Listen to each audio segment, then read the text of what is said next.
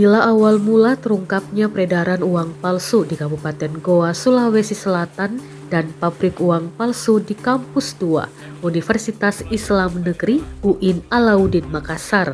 Kapolres Goa AKBP Reonald Simanjuntak mengatakan awal mula kasus ini terungkap saat salah satu pelaku ditangkap di wilayah Kecamatan Palangga. Pelaku disebut bertransaksi dengan uang palsu sebesar Rp500.000.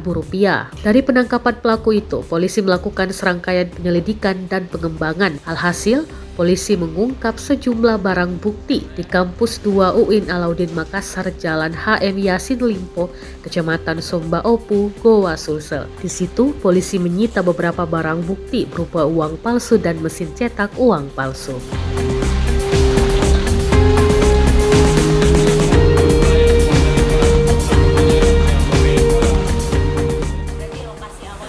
Lokasi awalnya di Palangga, yaitu yang 500.000 kita temukan uang transaksi dengan menggunakan uang palsu 500.000. Palangga ya, Palangga.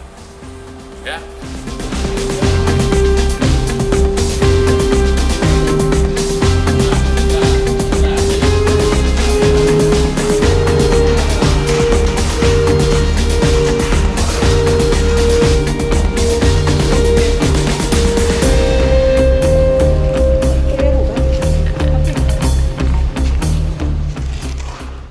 Download Tribun X sekarang, menghadirkan lokal menjadi Indonesia.